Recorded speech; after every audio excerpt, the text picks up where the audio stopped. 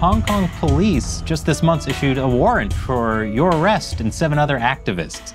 Also, they put a bounty on your head of 1 million Hong Kong dollars. Each of you, I believe. That is correct. Yes. So congratulations. It's more than any bounty on my head. I feel kind of worthless. Yeah, it's actually funny because I think the first thing a lot of journalists did was actually to check the bounty they have placed on murderers, rapists in Hong Kong.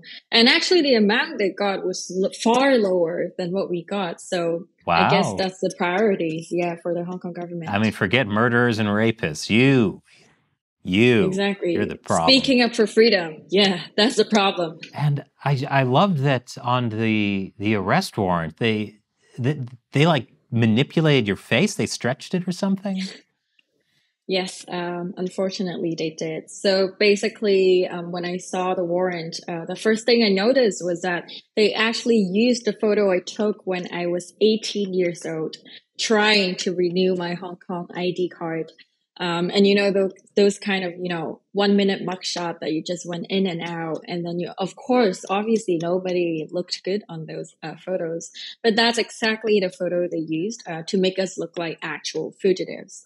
And I saw that they actually widened the photo a bit, which actually was hilarious to me. I don't know what their intention was, but obviously they picked the worst photo they could ever find for every single one of us.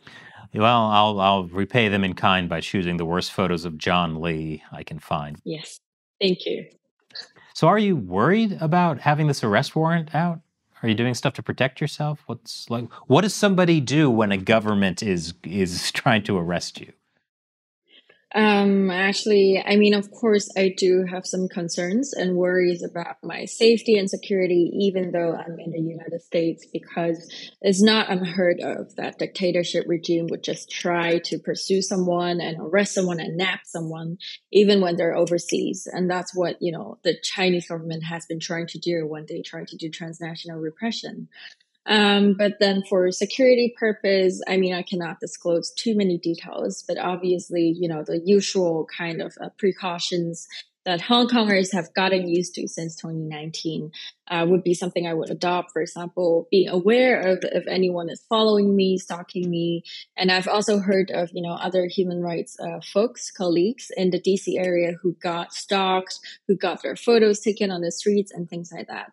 So if that happened, obviously I would tell, government officials, authorities that I'm in touch with and see if there are things that, they can do.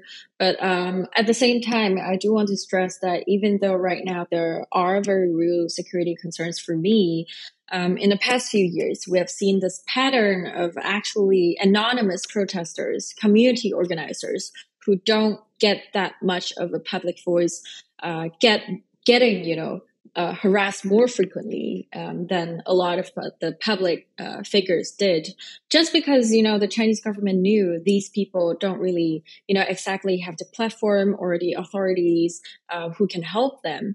And that's why the Chinese government has been utilizing little pinks, so people who are extremely pro-Beijing, Beijing nationalists, to essentially go after the sort of community organizers, grassroots campaigners, and people like that.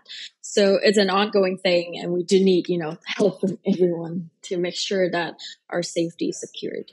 So these are like people in the U.S., for example, who are community. Yes.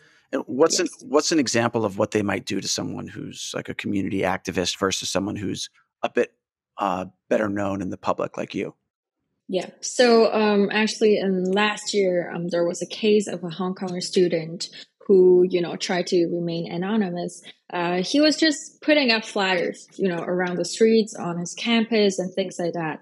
And then a Chinese person actually pushed him onto the ground and wanted to beat him up.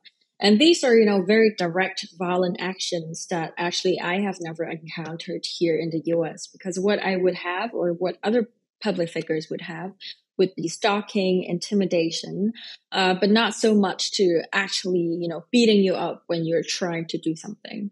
And so I think there's this kind of nuance here that we have to remember the kind of community organizers as well, because they too are undergoing a lot of threats and safety risks when they try to speak up, in foreign lands as well. So what exactly were you charged with? Yes, so I think my charge is colluding with foreign forces, which, in turn threaten national security of Hong Kong and China. And in fact, they have never provided any evidence of what that actually meant. So what do they consider even is colluding with foreign forces? Do they consider my, interview with you an act of colluding with foreign forces? I'm not sure, but I wouldn't be surprised if that is the kind of evidence they would use. But in fact, I testified before the Congress in May this year. And during that hearing, I actually spoke about, demanding Biden administration to sanction Hong Kong national security law judges and prosecutors. And that is one of the things that, other pro-Beijing media have been talking about to use as an evidence against me. But at the same time, it's a bit weird because on the arrest warrant for me, the police actually designated the period to be, something like 2021 and 2022, while the hearing actually happened this year.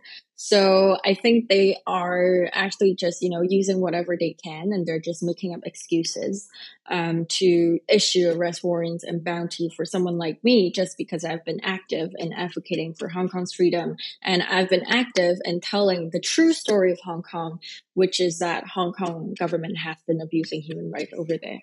So when did you leave Hong Kong? So the last time I was in Hong Kong was actually in 2020, January of 2020. But actually at the time, I did not quite expect that to be my last visit to Hong Kong. It was only until, later after COVID started, after the national security law was implemented, and after, the Hong Kong government arresting people from the anonymous network that I realized, oh, shoot, I can never go back to Hong Kong. So that was the last time, I was in Hong Kong, and I didn't even know it. So I never got a chance to say a proper goodbye to a lot of the people. I think what the audience needs to understand about the national security law is just how encompassing it is. Like, it's very vague, very vague. Like, anything can be a national security concern. It also applies to anyone, anywhere in the world. So there's a good chance, like our team, China Uncensored, has violated the national security law. For sure. Yeah, exactly. That's a kind of strategy they have been using. So by having this kind of extremely fake definition that can apply to literally everyone, is there a way to intimidate people into silencing and, being quiet about it? Because now it's, sometimes I speak to Americans who are not involved in the human rights circle, but sometimes they even have to think twice before posting something online, just because perhaps their company has connection with the Chinese Communist Party or with, China trading partners. And they're afraid or worried that them speaking out as American citizens in public would actually, harm or damage their careers. And I think that's absurd, and that's transnational repression. Well, do you think this warrant is a serious threat to you? Because you are in the U.S., you're currently seeking asylum, correct? Mm-hmm. Yes, that's correct.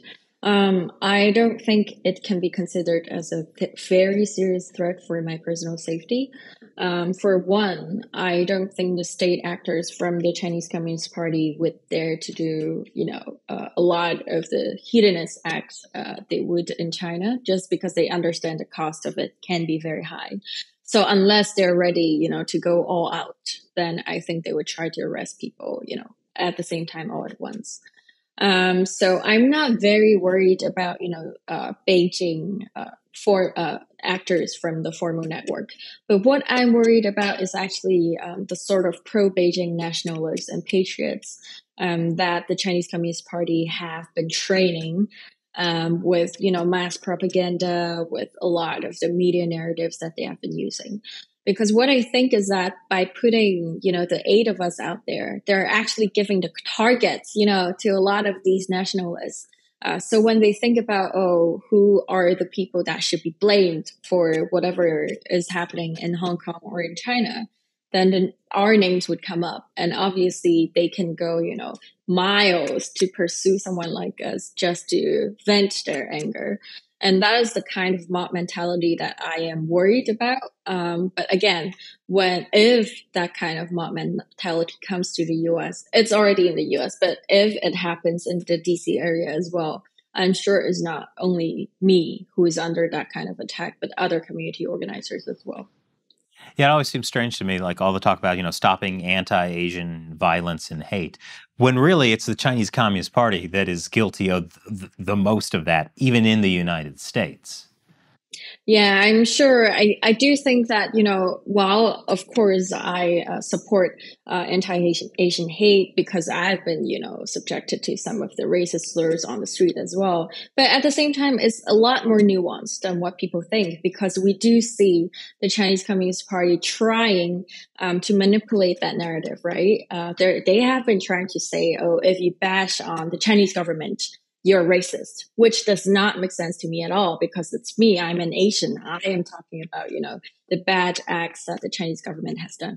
So there are a lot of nuances in that discussion, which is, a very important topic to unpack.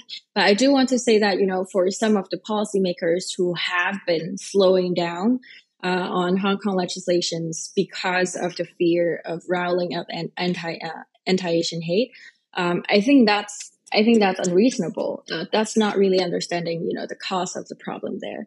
So I do think, a lot of the discussions have to recognize that nuance exists, in the topic of Asian hate.